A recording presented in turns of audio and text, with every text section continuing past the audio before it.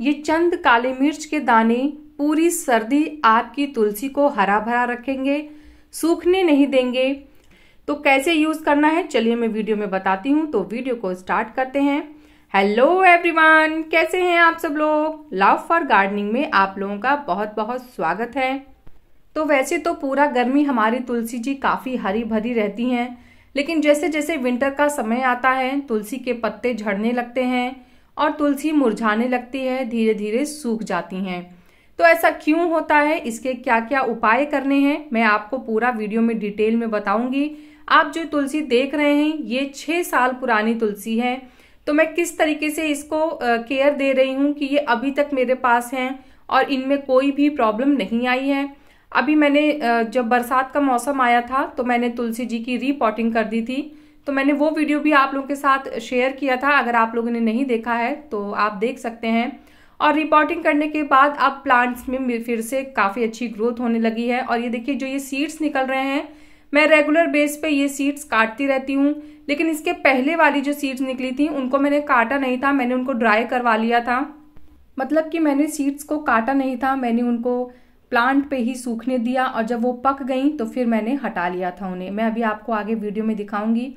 वो मैंने इसलिए किया था ताकि मैं और ढेर सारी तुलसी जी ग्रो कर सकूं।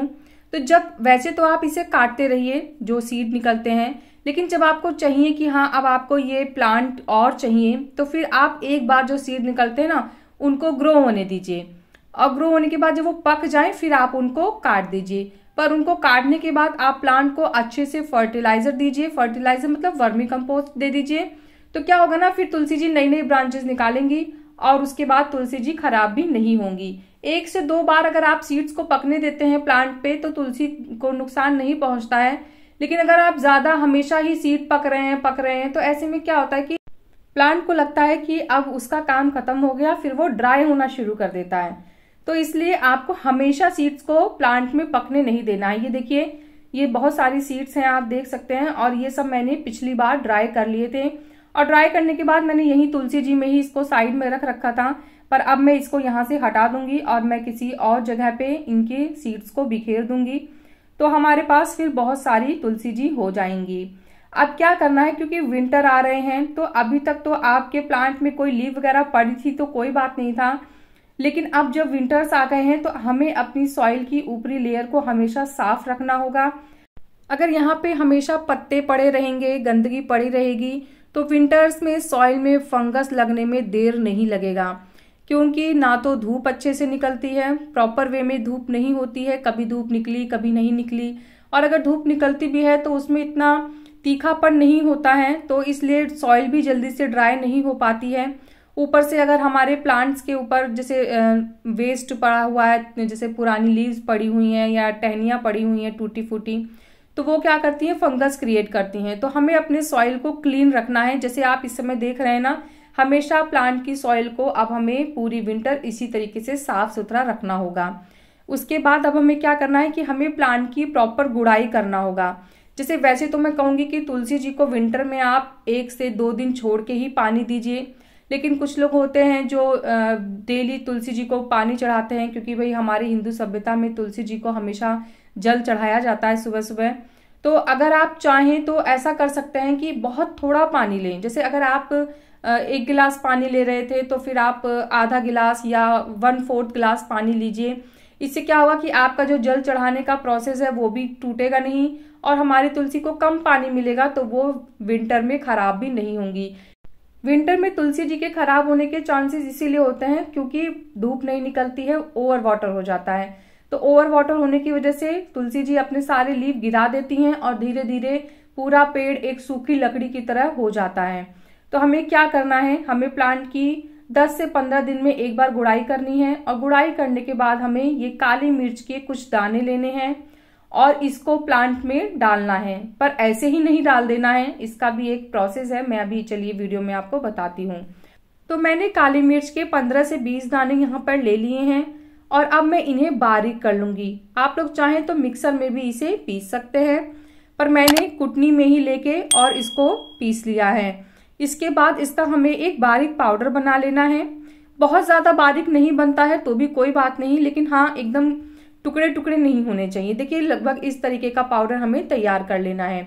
अब इस पाउडर को हमें अपनी तुलसी जी में यूज कैसे करना है, तो क्वांटिटी का हमें ध्यान रखना है, हमें सारा का सारा नहीं डालना है। मैं आपको बताती हूँ किस तरीके से डालना है। तो अभी तो हमने अपने प्लांट की गुड़ाई कर ली थी और देखिए गुड़ाई करने के बाद आप देखिए मैंने इसको 15 मिनट के लिए छोड़ दिया था और मेरी जो तुलसी जी की सॉइल है वो ड्राई हो गई है। तो ये देखिए ये फायदा होता है। आपको तुरंत नहीं डालना है काली मिर्च, 15-20 मिनट गुड़ाई करने के बाद प्लांट को छोड़ देना है और उसके बाद आपको 2 चुटकी लेनी है, सिर्फ 2 चुटकी काली मिर्च का पाउडर लेना है और सॉइल में चारों तरफ आपको बिखेर देना है।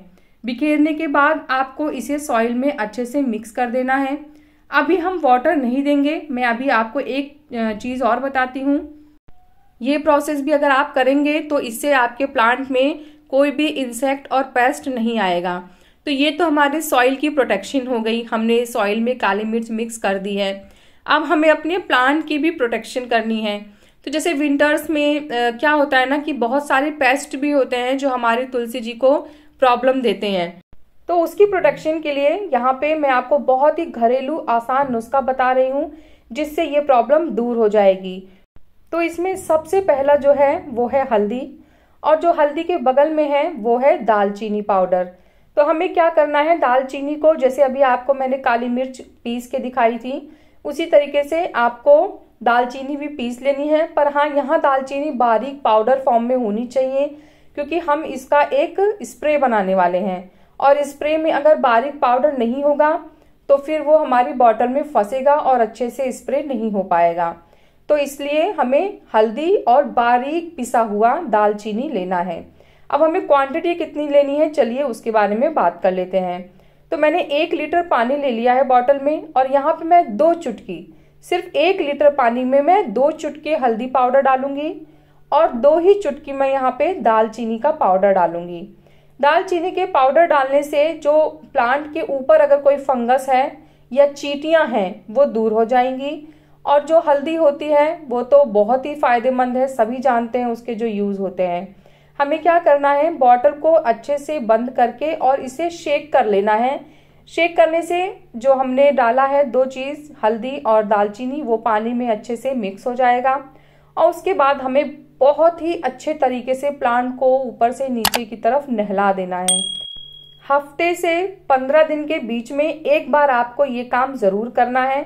सर्दियों में करिए, गर्मियों में करने की जरूरत नहीं पड़ेगी। अगर लगता है आपको इंसेक्ट आ गए हैं तो भले करिए, अदरवाइज सर्दी में ये काम ज्यादा जरूरी है। और इसी पानी का स्प्रे आप अपनी सॉइल पे भी कर दीजिए क्योंकि जब हमने काली मिर्च अपनी सॉइल में मिक्स की थी उसके बाद हमने पानी नहीं डाला था। विंटर में तुलसी जी को ऐसी जगह रखिए जहां उन्हें फुल सनलाइट मिले। और हाँ, जब कोहरा पड़ेगा तो आपको बहुत जरूरी ध्यान क्या रखना है कि आपको तुलसी जी को ऐसी जगह पे रखना है जहां पे उनके ऊपर कोहरे का, फॉग का पानी जो पड़ता है वो ना पड़े। जैसे क्या होता है ना, उससे भी तुलसी जी में फंगस लग सकते हैं।